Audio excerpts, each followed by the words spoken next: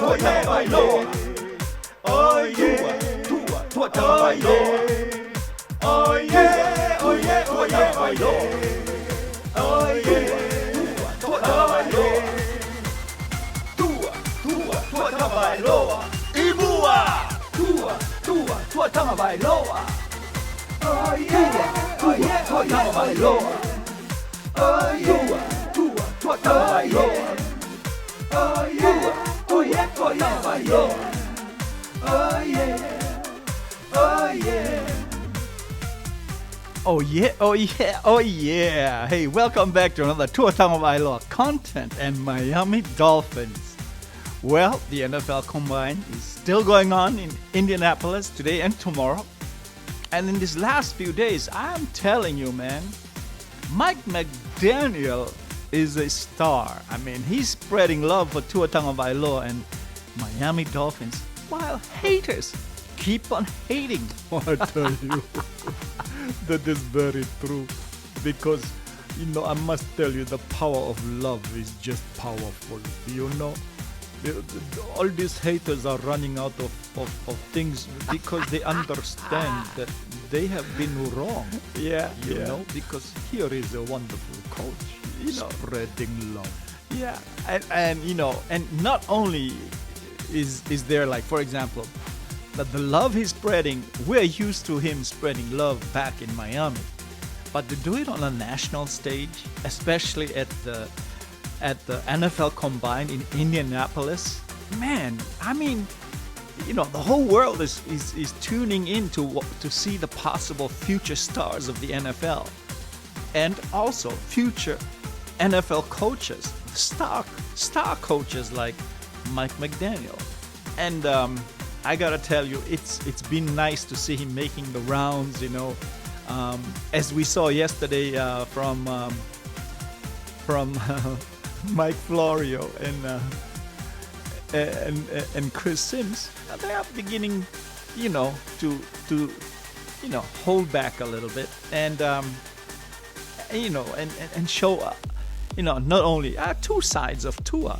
They can do the negative sides, which they always did, but they're throwing in a little bit more positive side, and I think that a lot of it has to do with Mike McDaniel. Yeah, and just like how you say on your, title, spreading love, and you don't have to be on TV or online or on live streaming to spread love. You can spread love while you're just talking to a person, just like how I think Mike McDaniel changed Chris Sims' idea of what future holds for Tua Tagovailoa, when out of nowhere Chris Sims says these positive things that threw me off yesterday.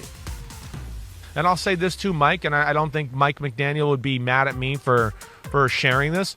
Talking to Tua just off camera before we did our little interview with him yesterday, I felt like I saw genuine excitement from him when he talked about Tua. He did. I don't think he's like, oh man, I've gotten stuck with a bad quarterback, but this was the only job that offered me and I'm going to make it happen. I think he likes his athleticism. He thinks it's going to work, right? We know Shanahan, McDaniel love the bootlegs, moving the quarterback, the quick play action passes. That's going to fit Tua. Tua's got he does have a quick release. It's smooth that way. It's not an overpowering arm, but he does throw a nice catchable ball. And I think those are things you can build on and win around. I do say that. As much as I know people think I hate Tua, I don't. I just have had my questions. That's all there is. Yeah. Well, you see, so it's nice to be able to hear the positive sides coming out, and that wasn't, as you said, you were right. It came out from just speaking to him on the side, and he had nothing to do with being interviewed on, because Mike McDaniel is just honest. I mean, he just tells you he's funny, unintentionally funny. He is smart, and he is full of humor. He is full of praises for people who deserve them, and he's not afraid to say good things about other people. And I think that's the strength that he has, being able to say good things about people. And that's not normal for a lot of people. It's hard to say something nice about someone else. That is right. And yesterday he went on one of my favorite show, and he was on. I thought maybe he would be on for a few minutes, but my gosh, it was so good to watch. He did like a whole 55 minutes of just talking, and it was probably the best interview of Mike McDaniel. I'll have to agree with you, man. That was the best interview so far of Mike McDaniel with somebody, and it was with Pat McAfee, and he was just awesome. It was over in Indianapolis, where the NFL Combine is, and the Pat McAfee show. Man, Pat McAfee has a lot of energy. He's funny, and he's fast, and just like Mike McDaniel, it worked out because he has the energy, and Mike McDaniel is so laid back, but Mike McDaniel had all those one-liners, and he's so easy, so cool. I really love this interview because it says a lot about the coach, and I will put a link at the bottom to go watch it. You know what? It's 55 minutes long of interview, and it's worth every minute. There were so many good things he was telling everybody, and and we'll just take a few for today because we don't want to do a 55-minute video, but we took a lot, and so many good information about Mike McDaniel. Here's a couple of things. You got any audios out there? Audio. Before he started the show, he told everybody in 1 hour Mike McDaniel is showing up.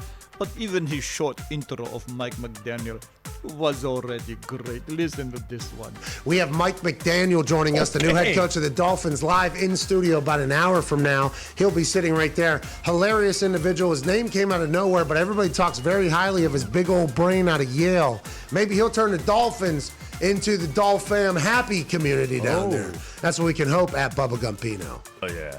Oh, yeah. Hell yeah. He actually said hell yeah the other day when John Lynch was talking about him. He said, hell yeah, I've never heard anything more relatable out of a guy, and everything he says seems to be hilarious. I'm excited to see what he is going to do to that Miami Dolphin fam. Now, I did see you put the Tua tarp on, let him know that you are a fan. I respect that. We need you, Mike. Give us hope, please. He's already run out of time. Need to win yesterday. Yeah, that's right. I'm 36, my friend. I haven't seen a playoff win since 2000. We're running out of time. Hey, let's get this thing going here, Mike. Hey, good luck out there, Mike. We'll get him, Mike. We'll make sure we let him know about the urgency that is felt by all the Dolph fam and the Finn community and everything like that. Yeah, man. I love it. I love Pat McAfee show. And all this positive stuff, you got to remember, that all of this positive coming out now, we've always been used to from 2021 has been hate on Tua, and it still hasn't gone away. And like we talked about the last video about this Chris Greer, he said what he had to say, but for people to make something out of it, and then you can really see, and I hope that everything comes out right, and I want to call them out on this, okay?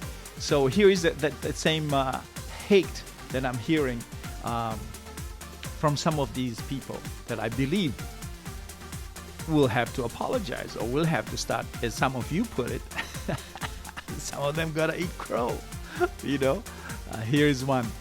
To Miami, some clarity was provided on one end of rumors around their QB spot. Dolphins GM Chris Greer told reporters here, I think the door is shut on Deshaun. So no worries for Tua then, right? Well, not exactly. Greer was then asked if he thought Tua would ever be the type of QB that Watson is on the field. His response raised some eyebrows when he said, I can't say he can't be. It's too early.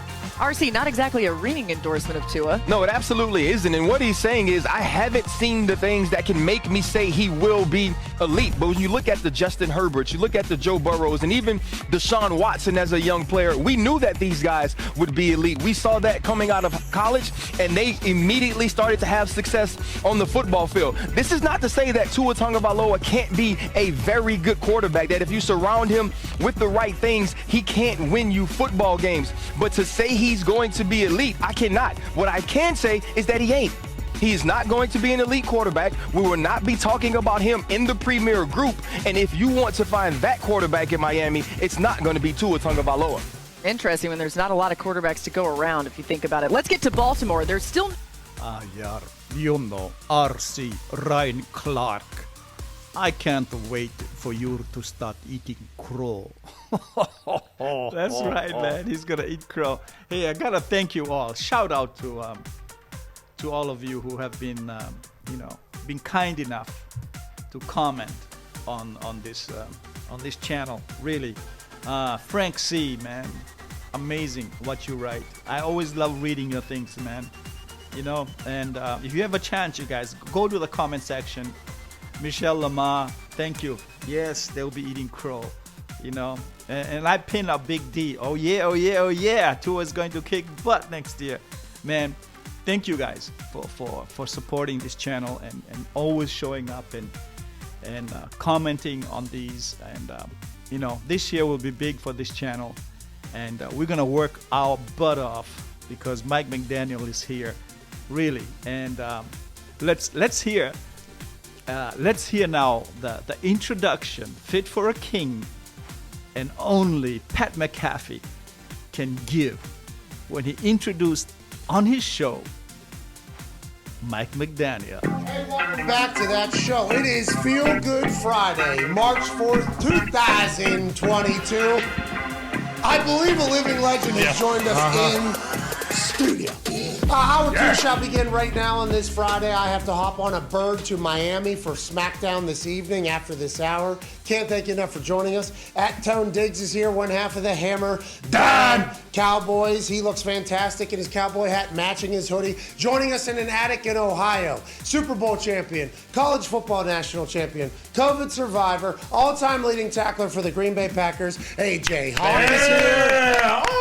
Howdy, baby, AJ. Look like Steve Jobs again. You look fantastic. And at the toxic table, we have Boston Connor and the new head coach for the Miami Dolphins, the man that is tasked with turning that franchise into a winner again. Bubba Gumpino's in the back is a die-hard member of the Fin Fam community. Ladies and gentlemen, graduate of Yale, football IQ on 1,000, Mike McDaniel.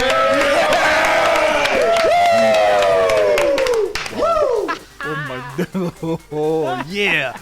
Do you really feel the energy on that introduction? Yeah, absolutely. I mean, there was so much energy in it, and I love the whole interview. It's about an hour long, or 55 minutes. The link, go check it out because there's so many good things. I mean, he talked a lot of things, and something that most of us never knew, and it only happened on this interview. I mean, there were some things. I don't know how I can share a lot of it, but we won't make this long, and I promise it'll be short. I'll try to keep it short like yesterday. If I can play something here that tells you how much work he puts in, and everything. I mean, the sense of humor, it was funny, Yeah, Maybe let me see. let me put up something here that everybody's seen this clip here, but you gotta listen to everything here. But I give you this one now. You're much different than everybody else. And I think that is something that made a lot of Dolphins fans super excited. Like a lot of coaches, they view all that extra BS because they don't get the grand scheme of it. And just for sake of metaphor, the devil's in the details. I believe you look into that. Whenever you said immediately upon meeting Tua, it felt like he was a guy who is definitely better when you empower him and let him know that he's a guy. For the last 2 years, I've been on this show screaming like the mental toughness of what Tua has had to go through these last couple of years. Now, there's a lot of other litigation and accusations happening within the building that will all get settled and everything like that. But I think this is the first time we've heard anybody say, hey, Tua's a guy and we want him to be a guy. At what point did you realize, like, hey, this is how we're going to operate with the human that is Tua as opposed to just a player? And do you think that's like the modern new school thinking, like, hey, this is a human first as opposed to just a player? Yeah, I think one's the exception, one's the rule. I think the exception is probably making people prove to you that they're good enough. I think that's kind of the exception. I think for the most part, the rule is people need support, especially now with all the spheres. we're making the most money we're making in the industry collectively, right? Yes. Because there's more access, there's more voices, there's narratives set by, hey, I think this, blah, and you have to answer for that. So that pull down, just on a human psyche, there's a ton of pressure. I know stories of players after a game walking into the locker room and immediately going to Twitter. So the stuff that players are wearing on a day-to-day basis, the pressure has evolved a little bit, and then you go through the psychological scope of scrolling stuff, search your name or something, and there's 15 good things and 3 terrible things, and how people's mind might not even see it. So all of these factors, to me, I think people need assets. People need vision set sometimes.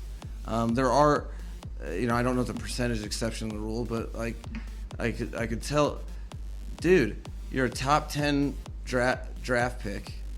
This just in, you want to be good. Breaking! And you feel that other people are like, yo, be good. Yeah. And so, you got to put yourself in people's shoes and, identify with that. Wow, that must be tough. Okay, you take in all this stuff, and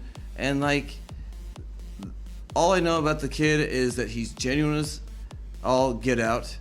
He's a hard worker, and he has certain talents that are unique to the position. And I see all this stuff that I can from the vision of, okay, we can work with.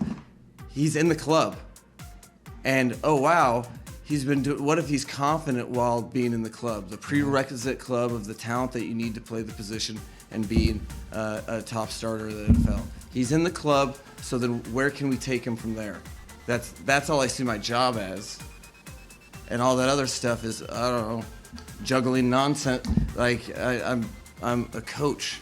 Yeah. So I need to coach him. What do you think you're going to do with the offense? What are you going to do to change and make Tua better? Have you got into that? This is very early in the whole process, and you're shaking hands, kissing babies right now, and you're a 0-win head coach that everybody loves. 0 wins. 0 win. But what are you thinking about that for Tua? How do you make him better?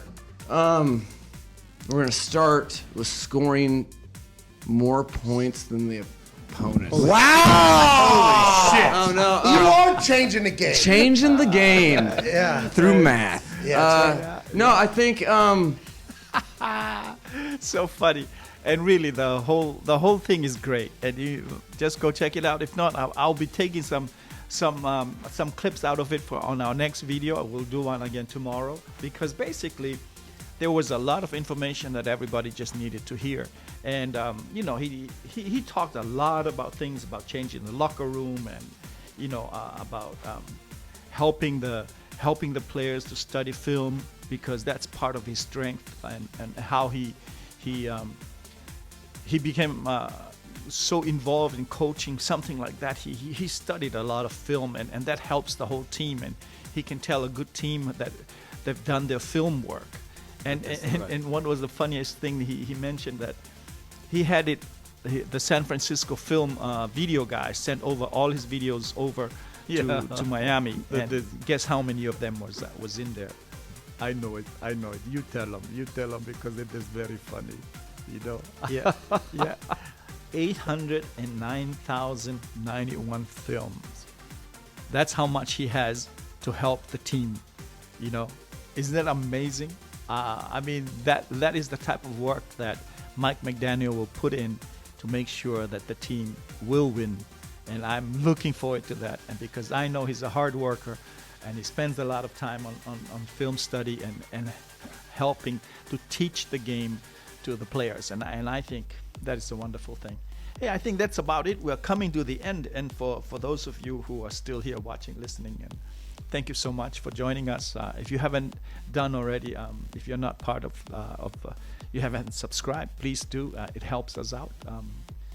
If you don't subscribe here at Ukulelevis, you can go over to the Big Bets or the Big European Tagovailoa supporter. That is He's, right. That is he has a right. YouTube channel out there that needs some support too. But that's it. I mean, for tonight. Yeah. And anything you wanted to say? Oh, this just had a lot of fun today listening. It was fun, really. We have to do this again. Yeah, tomorrow sounds good. We put out another video. Go over some of the wonderful things that have been many. happening. There's many good things out there, and I thought it was great that when Pat McAfee like finished his show, he flew into Miami last night and did his show at the SmackDown there at the Heat, where the Heat plays basketball. Cool, man. Tied it all together. Well, that's it for tonight, everybody, for this show. As always, take care and be safe out there. Take it easy, everybody. Oh yeah, oh yeah, oh yeah, oh yeah. Oh yeah, Tua Tagovailoa. Oh yeah, oh yeah, oh yeah, oh yeah.